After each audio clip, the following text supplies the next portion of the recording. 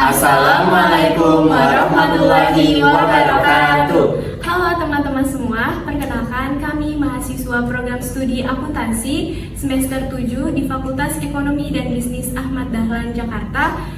Kami dari kelompok 2 di mata kuliah Sociopreneurship. Alhamdulillahirrahmanirrahim. Wabi nasta'in wala umri dunia waddin. Wassalatu wassalamu ala asrofil anbiya'i wa mursalin wala alihi washabihi ajmain amma ba'du. Yang kami hormati Bapak Dr. Muhair Pakana SMM selaku dosen pengampu mata kuliah Sociopreneurship. Baik, di sini perkenalkan kami dari kelompok 2. Ada saya Fadiha Malda dengan NIM 2162201059. Lalu ada kedua teman saya. Yang pertama, halo, perkenalkan nama saya Rosita Nur Amalia dengan NIM 21622011064. yang kedua, Halo, saya Tegar Pramulya dengan NIM 21622011082. baik, di sini kami akan menjelaskan tentang Sociopreneurship Lazismu sebagai syarat ujian akhir semester kami yang bertemakan Membangun sosial melalui inovasi zakat. Pada studi kasus Lazismu Pusat dan Lazismu Wilayah BSD dan Kota Tangerang Selatan. Yuk kita simak materinya sama-sama. Baik teman-teman, saya Tegar Pramulya sebagai pemateri pertama akan menjelaskan Sociopreneurship. Apa itu Sociopreneurship? Sociopreneurship adalah pendekatan kewirausahaan yang berorientasi pada solusi terhadap masalah sosial dengan inovasi dan berkelanjutan finansial. Lazismu atau Lembaga Amil Zakat, Infak, dan Sodako Muhammadiyah adalah salah satu contoh nyata dari Sociopreneurship di Indonesia yang dinaungi oleh Muhammadiyah. Lazismu adalah lembaga zakat tingkat nasional yang berkhidmat dalam pemberdayaan masyarakat melalui pendaya gunaan secara produktif dana zakat, infak, wakaf, dan dana kedermawanan lainnya baik dari perseorangan, lembaga, perusahaan, dan instansi lainnya. Didirikan oleh PP Muhammadiyah pada tahun 2002, selanjutnya dikukuhkan oleh Menteri Agama Republik Indonesia sebagai lembaga amil zakat nasional melalui SK nomor 457/21 November 2002. Lalu SK diperpanjang SK nomor 90 tahun 2022. Baik, selanjutnya dengan telah berlaku Undang-Undang Zakat nomor 23 tahun 2011, Peraturan Pemerintah nomor 14 tahun 2014, dan Keputusan Menteri Agama Republik Indonesia nomor 333 tahun 2015. Lazismu sebagai lembaga amil zakat nasional telah dikukuhkan kembali melalui SK Menteri Agama Republik Indonesia nomor 730 tahun 2016. Sebagai lembaga filantropi berbasis keagamaan, Lazismu tidak hanya fokus pada distribusi zakat tetapi juga mengembangkan program-program inovatif untuk memberdayakan masyarakat. Lalu lokasi Lazismu yang berada di pimpinan pusat Muhammadiyah yang berlokasi di Jalan Menteng Raya nomor 62 Jakarta Pusat. Pada saat ini ketuanya adalah Bapak Ahmad Imam Mujadid Rais MIR. Sedangkan Lazismu di wilayah Kota Tangerang Selatan yang berlokasi di Jalan Puspitek Raya nomor 51 Kecamatan Setu, Gedung Dakwah Muhammadiyah diresmikan pada tanggal 26 Maret 2021. Dan Lazismu di cabang BSD diresmikan pada tanggal 10 Maret 2024 yang berlokasi di Jalan Mawar 3, nomor 11, kawasan klaster Anggrek Loka BSD, Serpong, Sektor 2.1. Baik di Lazismu Pusat maupun di Lazismu wilayah Tangerang Selatan dan wilayah BSD semuanya memiliki tujuan yang sama, yaitu menjalankan berbagai macam program pemberdayaan masyarakat yang tidak hanya membantu mengentaskan kemiskinan tetapi juga mendorong kemandirian ekonomi. Selanjutnya, terdapat peran Lazismu sebagai sosiopreneur. Peran Lazismu sebagai sosiopreneur, Lazismu mengintegrasikan nilai-nilai keislaman dengan pendekatan kewirausahaan sosial dalam operasionalnya. Lazismu mengelola dana zakat, infak, dan sodaqoh untuk mendukung berbagai program pemberdayaan yang berdampak langsung pada masyarakat. Lazismu memiliki 6 pilar program, yaitu yang pertama ada pilar ekonomi. Lazismu membantu masyarakat dengan memberikan pelatihan kewirausahaan, pendampingan bisnis, dan modal usaha. Salah satu contohnya adalah program UMKM Tangguh, yang bertujuan untuk meningkatkan kapasitas usaha kecil menengah di daerah marginal, seperti ketahanan pangan, pemberdayaan ekonomi, peternakan masyarakat mandiri, keuangan mikro dan tani bangkit. Lalu yang kedua ada pilar pendidikan. Melalui zakat pendidikan, Lazismu memberikan akses pendidikan kepada anak-anak dari keluarga kurang mampu. Beasiswa yang disalurkan juga mencakup pelatihan keterampilan kerja, sehingga penerima manfaat dapat memiliki kemampuan untuk mandiri secara ekonomi, seperti beasiswa Mentari, beasiswa Sang Surya, Lazismu Goes to Campus, Save Our School, Peduli Guru, EduTapmu, dan MSPP. Lalu yang ketiga ada pilar lingkungan. Pilar lingkungan di Lazismu bertujuan untuk menciptakan kehidupan masyarakat yang lebih baik dan menjaga keseimbangan ekosistem, seperti sayangi daratmu, sayangi lautmu, dan penanaman pohon. Yang keempat ada pilar kemanusiaan. Pilar kemanusiaan di Lazismu merupakan program yang dirancang untuk menangani berbagai masalah sosial dan bencana yang dihadapi oleh masyarakat, terutama yang disebabkan oleh faktor eksternal seperti Indonesia Siaga, Muhammadiyah Aid, Gudang Kemanusiaan, dan Sekolah Cerdas. Dan yang kelima ada pilar kesehatan. Pilar kesehatan bertujuan untuk memenuhi hak-hak mustahik dalam mendapatkan layanan kesehatan yang berkualitas. Lazismu menjalankan program klinik apung di daerah terpencil yang menyediakan layanan kesehatan gratis bagi masyarakat yang kurang terjangkau fasilitas kesehatan. Dan yang terakhir ada pilar sosial dakwah.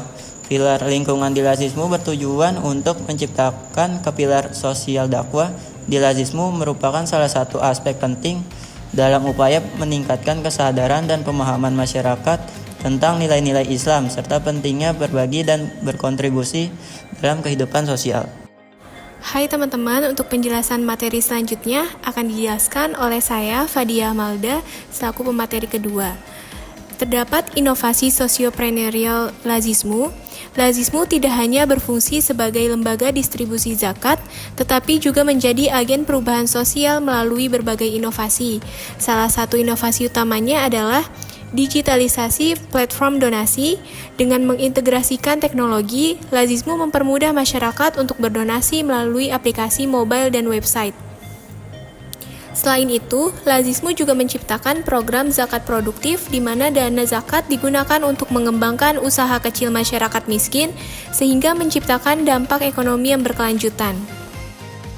Lazismu Pusat dengan Lazismu Daerah Tangerang Selatan dan BSD sama-sama berfokus dalam mengoptimalkan ZISKA atau Zakat, Infak, Sodako, dan Dana Kemanusiaan. Karena sistem ZIS merupakan salah satu bukti terbesar keberhasilan syariat Islam dalam mencapai kecukupan kebutuhan umat manusia, maka dari itu didirikan Lazismu dari pusat hingga ke berbagai cabang untuk memperluas jangkauan donasi dan membantu memperluas distribusi zakat dan sodakoh lainnya ke seluruh wilayah secara adil dan merata. Selanjutnya, ada sumber perolehan dana Lazismu. Dana yang diperoleh Lazismu yang dapat disalurkan ke masyarakat berasal dari pertama, zakat, kedua, sumber lain. Dalam zakat terdapat satu, zakat naf atau zakat fitri atau zakat jiwa. Yang kedua, zakat mal atau harta. Ketiga, zakat penghasilan atau pendapatan atau gaji. Yang keempat, zakat profesi. Kelima, zakat perdagangan. Dalam sumber lain terdapat infak, sodakoh, wakaf, dana corporate social responsibility atau CSR, dan donasi personal. Di Lazismu, metode pengumpulan dana dapat dilakukan melalui 1. Transfer bank, 2. Donasi online, 3. Aplikasi mobile, 4. Gerai atau counter Lazismu, 5. Jemput zakat, 6. Kerjasama dengan instansi atau perusahaan. Untuk mekanisme penyaluran donasi, setelah donasi terkumpul, pihak Lazismu dapat menyalurkan donasi secara adil dan merata dengan cara pihak Lazismu baik dari pusat, Lazismu Tangerang Selatan, dan Lazismu BSD dapat melakukan survei lapangan di daerah masing-masing. Setelah melakukan survei, maka dapat melakukan pendataan mustahik atau data penerima donasi. Tidak lupa pula berkoordinasi dengan tokoh masyarakat setempat dan memperhatikan skala prioritas. Yang terakhir yaitu tepat sasaran dan tepat guna. Teman-teman, saya akan melanjutkan penjelasan dari Kak Fadia. Saya Rosita Nur Amalia, selaku pemateri 3. Di mana di sini ada prinsip pertama. Di dalam Lajismu yang paling penting dalam melakukan donasi dan lainnya yaitu semua laporan dana transparan, akuntabel, profesional, sesuai syariah, dan memperdayakan manusia. Pada saat ini, donasi yang telah dikumpulkan oleh Lajismu yaitu senilai Rp55.992.183.823 dengan 18 program dan 71.330 donatur yang terdaftar di berbagai wilayah. Di Lajismu, setiap kali ada kegiatan donasi atau penyaluran dana harus dibuat laporan pertanggungjawabannya dengan jelas dan akuntabel agar dapat bisa dipertanggungjawabkan kepada para donatur dan supaya Lajismu juga dapat selalu dipercaya oleh seluruh pihak. Dana operasional atau hak amil sebesar 5% dari total yang diperoleh diterima Lajismu wilayah dari kantor layanan Lajismu digunakan untuk kepentingan koordinasi dan penguatan kelembagaan atau divisi yang ada di Lajismu. Yang pertama itu ada bidang fundraising dan kerjasama, kedua ada bidang sumber daya manusia atau SDM, ketiga bidang keuangan, keempat bidang pendayagunaan dan distribusi, dan kelima itu ada bidang kelestarian. 3. Sumber daya dan pendanaan, di mana kantor pusat sendiri itu memiliki sumber pendanaan lebih besar, mampu mengembangkan program dengan skala nasional, memiliki akses pendanaan dari donor nasional dan internasional, dan melakukan koordinasi pendanaan lintas wilayah. Sedangkan kantor daerah sendiri keterbatasan sumber pendanaan, fokus pada pengembangan program berbasis potensi lokal dan mencari sumber pendanaan dari jaringan setempat. Keempat, yaitu ada pemberdayaan masyarakat, di mana kantor pusat merancang strategi pemberdayaan komprehensif, mengembangkan model pembinaan berskala nasional, melakukan evaluasi dan standarisasi program. Sedangkan kantor daerah yaitu implementasi langsung pemberdayaan masyarakat, adaptasi program sesuai kebutuhan lokal, dan membangun jejaring dengan komunitas setempat. Tantangan sosial partnership Lajismu. Yang pertama itu ada kesadaran dan partisipasi masyarakat. Banyak masyarakat belum sepenuhnya memahami pentingnya zakat produktif dibandingkan zakat konsumtif. Hal ini mempengaruhi jumlah dana yang dapat diinput untuk program pemberdayaan. Kedua yaitu ada transparansi dan akuntabilitas. Sebagai lembaga yang mengelola dana masyarakat, Lajismu perlu memastikan transparansi dan akuntabilitas dalam mengelola dana zakat. Meningkatkan kepercayaan masyarakat terhadap lembaga amil zakat menjadi prioritas utama. Ketiga yaitu ada infrastruktur digital yang belum maksimal. Di era digital, Lajismu Pusat Tangerang Selatan BSD masih menghadapi tantangan dalam memanfaatkan teknologi untuk maksimalkan penggalangan dana dan distribusi bantuan secara efisien. Keempat, yaitu ada kapasitas penerima manfaat. Tidak semua penerima manfaat siap untuk memanfaatkan bantuan produktif karena kurangnya pendidikan atau keterampilan dasar. Hal ini memerlukan upaya lebih dalam memberikan pelatihan dan pendampingan. Dampak sosial Lajismu yang pertama itu ada peningkatan kesejahteraan ekonomi. Banyak keluarga penerima manfaat zakat produktif melaporkan peningkatan pendapatan bulanan mereka. Sebagai contoh, peserta program usaha mikro berhasil membuka usaha makanan ringan yang stabil. Kedua, akses pendidikan lebih baik. Beasiswa dari Lajismu membantu anak-anak dari keluarga prasejahtera untuk melanjutkan pendidikan hingga jenjang yang lebih tinggi. Hal ini membuka peluang mereka untuk memiliki masa depan yang lebih baik. Ketiga, itu ada kesadaran sosial yang lebih tinggi.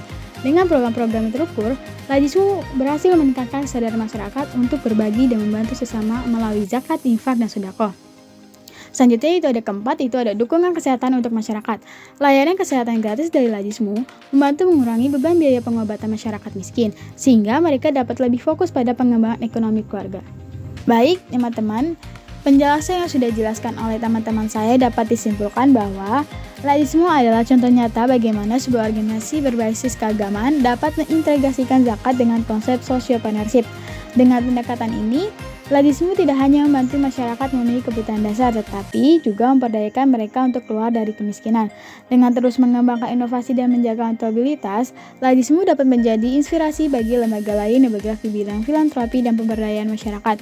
Lajismu Pusat dan Lajismu Daerah saling bekerja sama dalam mengoptimalkan JSK yang sesuai dengan syariat Islam. Berikut ini adalah dokumentasi kegiatan yang ada di Lajismu wilayah Tangerang Selatan, wilayah BSD, dan Lajismu Pusat. Baik, itu saja penjelasan dari kelompok kami. Kurang lebihnya mohon maaf.